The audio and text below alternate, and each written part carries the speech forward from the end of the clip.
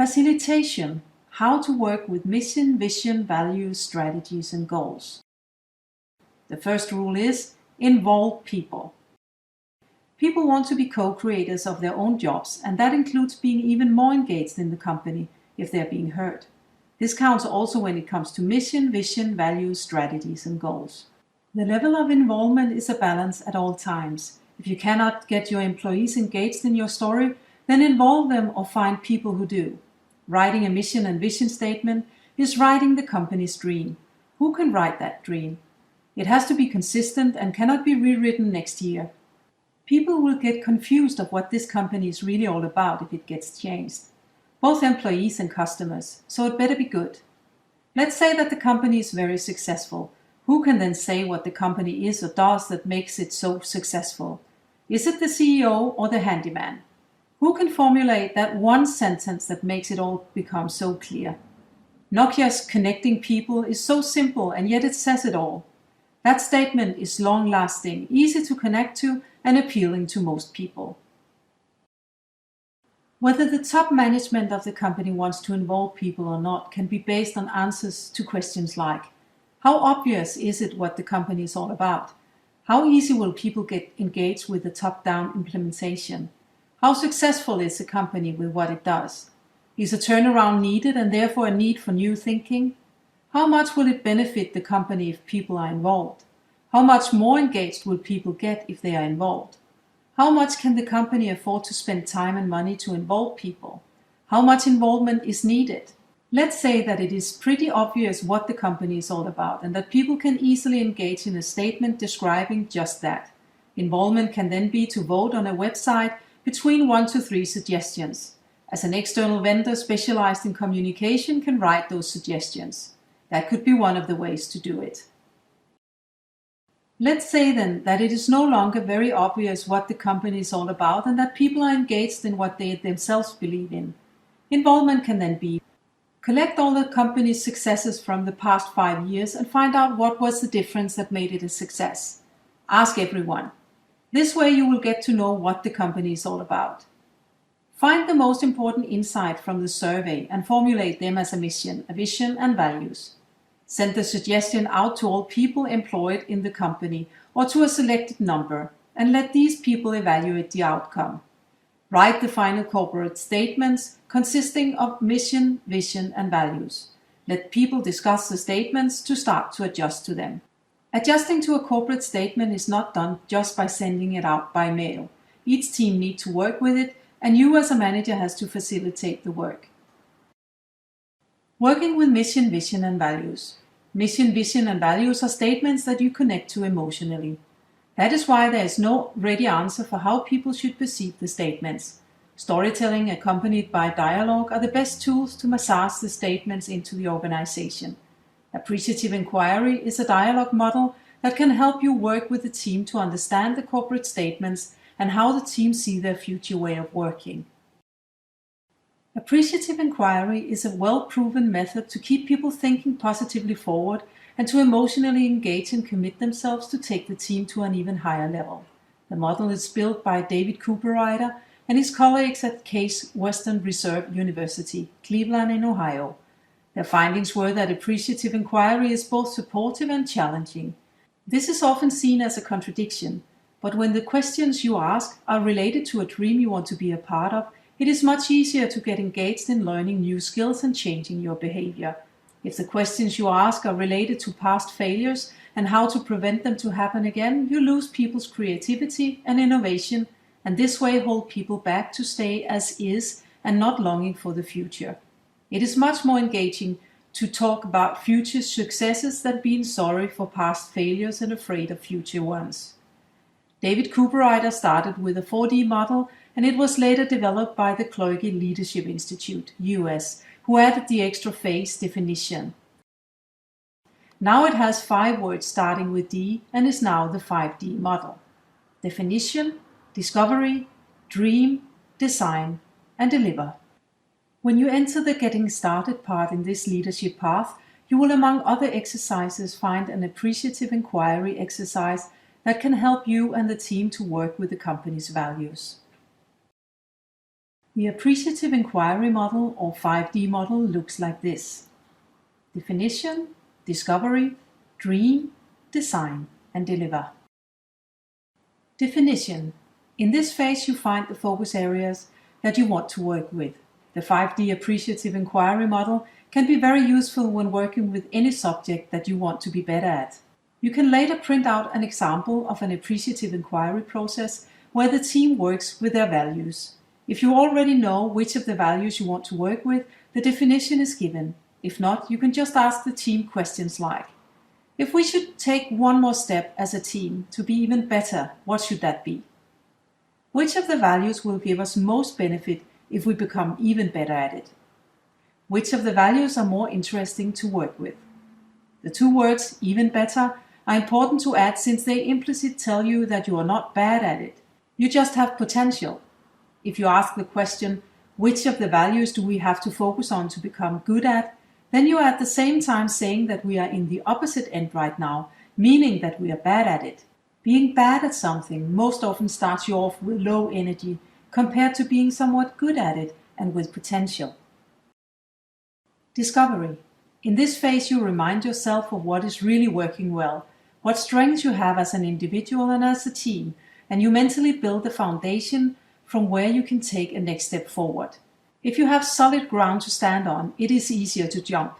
If you are standing on a small ice flake in the open sea, it is more difficult to jump. When talking about what is wrong instead of what is right, you create that ice flake. Create the solid ground instead by asking questions like, what is working for you already? What are you mostly proud of? Which successes have been the best? What are your strengths?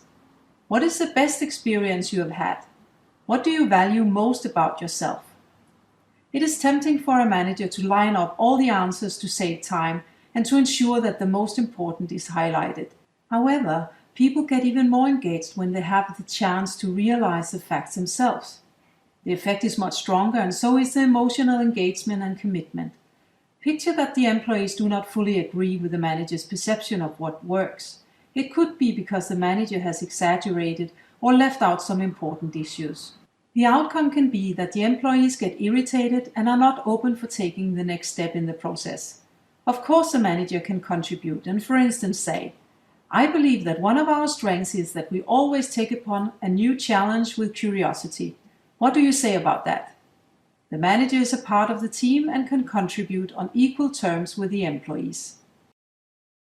The manager must in all phases keep the facilitator role and at the same time let go of control. You can use different methods to get the team to document their findings. It can be bullets on a flip over, post-it notes on a wall, drawings performed as a song or play that you film, or whatever will work for the team. Dream. This phase is where the team dreams of what they can become. It is very true that if you can dream it, you can do it. At this stage, the team members are not committed themselves to do anything, and that is why it becomes easier to dream. The previous phase, Discover, has helped the process by focusing on what the team is good at already, so the mind is concentrating on positive issues and in a state where most things are possible.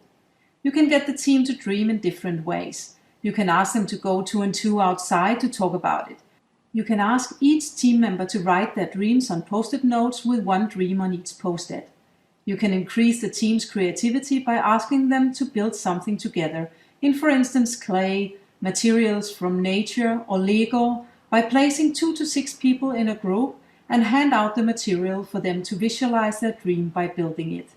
In the Facilitation Guide for Appreciative Inquiry, you will find an exercise where the team has to dream by telling each other success stories. Design. This phase is where the team starts to design their future. They brainstorm about which activities can bring them closer to their dream and are not at this point limiting themselves by thinking about lack of time and resources, political and organizational issues that can prevent a certain activity to happen, or whether or not they can engage themselves to execute the activity. They are only to concentrate on brainstorming for what could be. Prioritization and realism are to come in the next phase. Deliver. In this phase, realism is entering. It is time to prioritize what can be delivered, at what time, and with which responsible. It is also time to write an action plan for the team. Some activities will not be prioritized in the first action plan, but might have a chance in the second or third. Make an action plan for a period that is not too long and not too short. If it is too long, people tend to lose interest, and if it is too short, there is not much to celebrate. A quarterly action plan is often a good length, and still it depends on whether or not the goals are engaging. If the goals are too easy, there's not much to be proud of, and if the goals are too difficult, the risk of failure is too high, and the commitment can then be too low. Hold on to the activities that were not prioritized in the first action plan. Discuss them again with the team when the first action plan is close to implemented. This way, you will at all times have activities in the pipeline that will ensure continuous improvements in the team's way of working and the team members' behavior. Add the activities to the team's performance management whiteboard in order to follow up on progress. Get inspiration on performance management meetings and other meeting types where you can follow up on the action plan by entering the leadership path, lead and manage performance. An action plan can look like this: activity, description, deadline, responsible, progress. Working with strategies and goals. When working with strategies and goals, there are two important things that can guide you to set the right direction: the company's overall strategy and goals, the company's value chain that links your team to the customers. If you have these two things in mind, you know that what you do matters to the company's success. Here's an example of a manager who does not have these two things guiding him or her. A company's customers are changing their behavior when buying goods. 5 years ago, 98% of sales were through the stores, and now it has changed to 40%. The rest of the sales are through the internet. The company has lost market share of 15% in the last 2 years.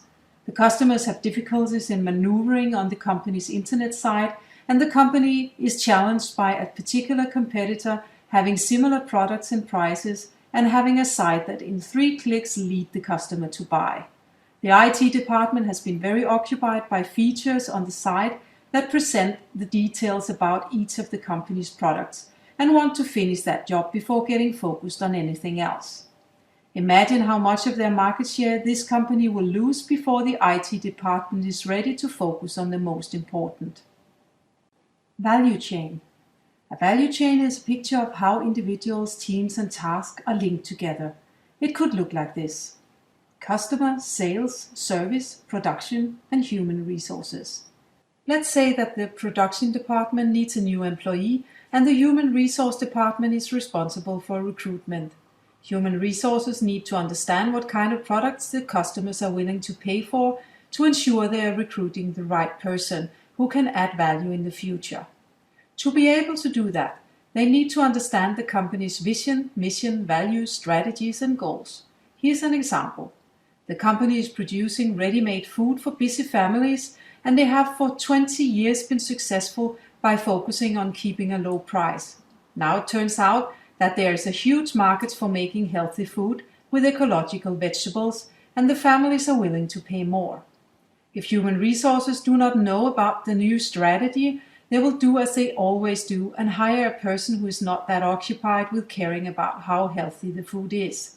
The production department does not get a person who can contribute to cover the new demands, and the company's success is further away. If the sales department is excellent in selling the new products, complaints will increase in the service department, and eventually the customers will find a new supplier. Even though this example may be exaggerating to prove a point, it is common that these things happen on a larger or smaller scale in many companies. An important value chain in a company is a value chain that leads to the customer, no matter where in the company the manager is presently occupied. There's only one reason for not being occupied with present and future customer experiences, and that is if you are occupied with matters that are important for the company to do to prevent breaking the law. It may not look like it benefits the customers, but it is a matter of having a company at all. Even in those teams, you constantly need to ask yourself the question, why? Why do I do what I do? Is it because it is necessary or because I like it?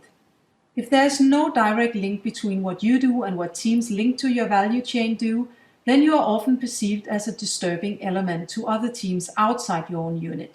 Disturbances can be things like a request to fill in a form in a more complex way, changing standard operating procedures, a request to fill in statistics, unnecessary phone calls or emails that nobody really has the time to read.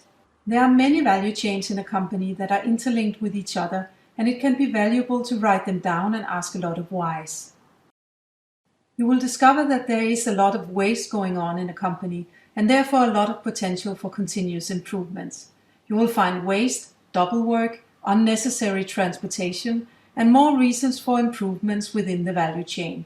Learn more about these issues by learning about Lean in this leadership path. Here is a basic tool for working with the company's strategy and overall goals as a help for you and the team to translate them to your level. Grow with action planning. The first thing to do is to state which part of the company strategy that relates to what you are supposed to deliver with the team. This is an exercise or a contract that you negotiate with your immediate manager.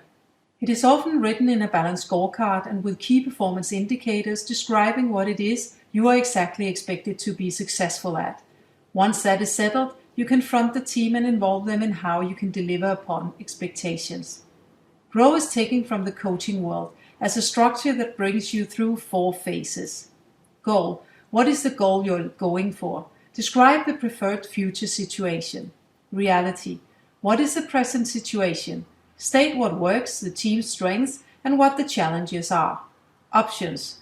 What actions can you take to get where you want to be? Map what is realistic to do with the team's competences, opportunities for improvements, and challenges ahead. Will. What are your first steps? Make the first action plan with deadlines and responsible. Before you start working with the tool, it is of importance that you consider your own approach to action planning. Your approach will affect the team's work too. If the team members think like you, it will be an easy task to do your action planning, since everyone prefers to do it in the same way. It is just seldom in a team that they all have the same preferences for how to approach a task, like action planning. Most often, some team members expect a different approach from the manager. There's no right and no wrong. Sometimes one approach is better, and sometimes another approach is better. If you work on being multidimensional as a manager, you can better adjust to what approach is needed in the moment. If you follow the leadership path, lead and manage people, you will find 4 profiles with each their characteristics. The hunter. This person plays to win, creates fast results and goes for the gold. The person can often be perceived as very charming when it is the road to success, and may be perceived as sharp in tone if there is something standing in the way. There's often a fast pace, and therefore fast decisions are important. Emotions are perceived as interfering with common sense, and this person would like to relate to others who support him or her in becoming a success. Losing is the worst thing that can happen. The scientist. This person works structured and systematically and uses his or her senses to find details in the systems that already exist, in order to find new creative ways of doing the work. This person is perceived by others as introvert and slow and with a large center of useless knowledge. This person needs time to make things right and follows his or her plan to reach the results. Decisions are taken in sequential order and will be taken on the basis of fact and knowledge. To make mistakes due to lack of analysis is the worst thing that can happen. The Conqueror. This person's aim is to heal the world on a larger or smaller scale and is often a compelling speaker with talent for colorful words. This person is thriving when having influence, thriving when working in groups, and often needs new challenges. Other people tend to perceive this person as overly optimistic, starting tons of things and rarely finishing anything. They often have a large network and take decisions intuitively. That others do not like this person is the worst thing that can happen. The nurse. This person has a great need for community and presence and thrives in one-to-one relationships. This person prefers predictability in their daily life and opportunities to exploit the pre-established structures and systems and wants to work with tasks in order to complete them. This person is perceived by others as introvert and emotional. They need peace in their relationship with others and seek comfortable relationships in an environment which is not encumbered by continuous change. Conflicts are the worst thing that can happen. These 4 profiles tend to be strategic in 4 different ways. Hunter action planning. This manager will do action planning focused on the task to do and based on quick hits, ensuring short-term personal success and with sharp deadlines. Once the goal is reached, it is easy for this person to do a short-term action planning again. Drivers are to be successful, to win, and to be fast. Conqueror action planning. This manager will do a long-term planning based on a holistic view and where changes are necessary. The goal will more be a bright, fantastic star and a great place to be than a short-term goal. This manager wants to make a real difference and is willing to set a goal that is very difficult yet possible for the team to reach. Deadlines, on the other hand, are often too optimistically short. Drivers are to be on a mission, to strengthen the team, and for the team to be appreciated for an outstanding and unexpected achievement. Nurse action planning. This manager will focus the action planning on everyday achievements, minor adjustments, and changes at a fair speed. It will be with an effort to keep the present and incorporate continuous improvements in respect for the need of structure with stepwise instructions. Drivers, to create an environment of caring, respect, trust, and without conflicts, and with genuine structure in daily operations. Scientist action planning. This manager will do a both long and short-term planning and focus on the task to do, the details needed, the planning necessary to prevent mistakes, and with no strict deadlines. Drivers, to do the task with quality and without mistakes, to prevent time from interfering with quality and perfectness, and where goals and action plans are thought through in details before commitment is expected. Think about your own preferences. You can have one or more of these profiles as your preferences.